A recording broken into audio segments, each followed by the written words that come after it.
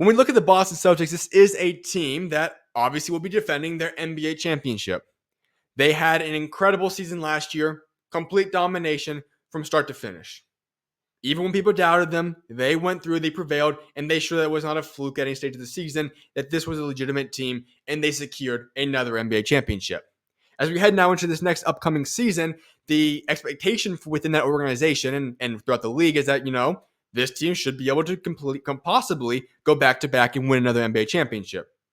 To that statement, I say, well, of course.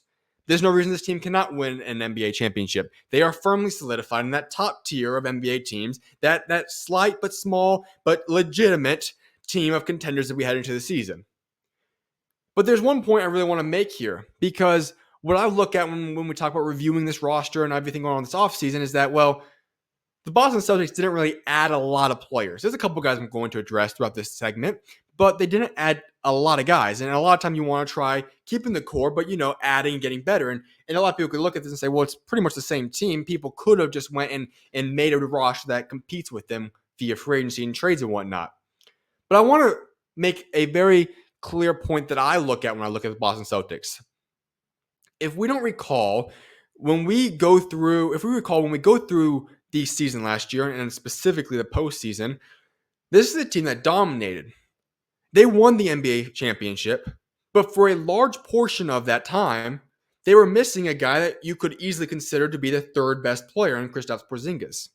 I understand this might be a big if, because injuries have been something that's hindered him from having an incredible career that he could have had without injuries. But let me just say this. If Kristaps Porzingis is capable of remaining healthy throughout the entire duration of the NBA season, but specifically the postseason, there's not many teams that have a better addition to the team than the Boston Celtics then had.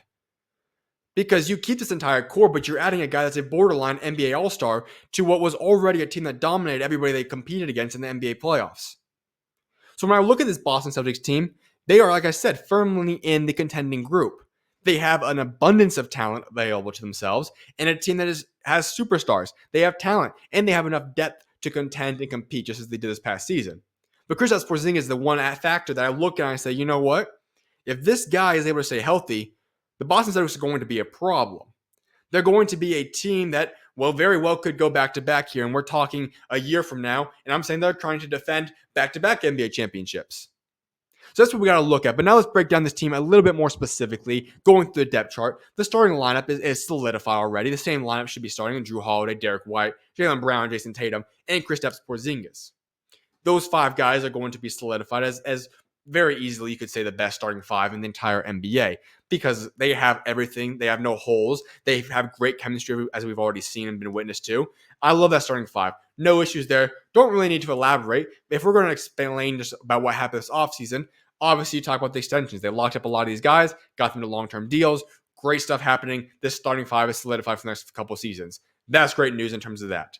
But let's look at the bench. Because if we're going to pinpoint something that I have to look at and address for the Boston Celtics and say they have a weakness, because that's the point of looking at team preview, well, it would have to be something on the bench. Now, it's not a drastic weakness, but if I have to pinpoint one, here it would be. And it is the bench overall. I would specifically say that when we're talking about the guard positions is the one place I kind of look at and say, you know what?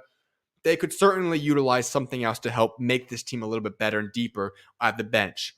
Because you look at it, Peyton Pritchard's a great backup point guard. Not a problem there. Then you go to Baylor Shireman, who I am very high on. I think was a steal of the draft where they drafted him at. A great addition there. But he is a rookie. Obviously, we'll see how he obviously translates to the NBA and how that looks. You never know how it's going to happen, especially in a draft that is not the deepest draft. There's not a lot of guarantees in this year's draft from rookies. So it'll be interesting to see how he produces, but I do think we could see him playing legitimate minutes down the stretch for the Boston Celtics this season. And then we look at the forward spots. I do like Sam Hauser, and I like Walsh as well. Jordan Walsh is going to be going into his second year, and I think he has a lot of potential. But obviously, Hauser got locked in. He's returning to play a part of this team once again. Great addition. He had made great strides last season. I really do like Hauser. And then you look at the down low, at the big man positions. Al Horford, Cornette, Tillman, Queta. I love the big man rotation down there. Not a problem with anything going down there. I actually am a very, very big fan of that. There's no issues down low. Honestly, the front court is very, very solidified. Probably one of the best, if not the best front courts in the entire NBA. But as I said, I'm going to pinpoint the weakness for this team. The other aspect is that you have a third string Jaden Springer at the guard position.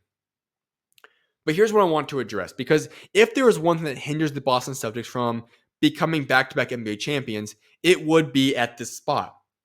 If there were to be an injury and they needed to sustain success, whether that be in the regular season or postseason, I'm not trusting these guys to be able to fill in as starters. They're good bench depth pieces, but there's not a lot of guys. And if one of those guys have to then fill in, then you really are looking at struggling with your bench. There is a bright spot. However, let me say this. They have Lonnie Walker currently on a deal to be a part of training camp.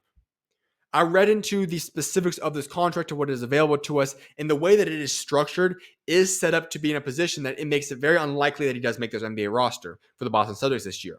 It almost is as if you're looking at it from a perspective of him trying out for another NBA team. Now, he could make the roster, but the problem is that it's a specially structured team because this team is pretty much set in terms of the cap. They can't go any higher than it is. The team is pretty much locked in, and so it's going to be nearly impossible without taking a massive tax penalty to keep Lonnie Walker on the roster. But Lonnie Walker is just the guy that they need, in my opinion. I had him as one of the best free agents remaining at the point when she signed. I had him at number 2 available just about a month ago. He's a guy that proved himself to be a capable scorer with the Brooklyn Nets last year until injuries caught up to him once again. But when I look at him, I'm much more confident in him than I am in a few guys on this roster. And when I talk about potentially making a spot, they could create the flexibility to go sign him if they were to trade a couple guys and make up that spot to make up another open roster spot and open up the opportunity to sign him to a minimum contract. That is what I would like to see them do. You could keep the guard rotation the way it is and just trade off Jaden Springer, let Walker replace him. A-okay with that. If you like Jaden Springer, or also, I don't know if someone's going to want to be able to take him on and that contract on, as I mentioned, you have great depth at the big man in the front court spots. Currently, you have 4 guys essentially that are backups for, or you have 3 guys backing Kristaps Porzingis. One of those guys do have value. You could potentially trade one of them to open up that roster spot.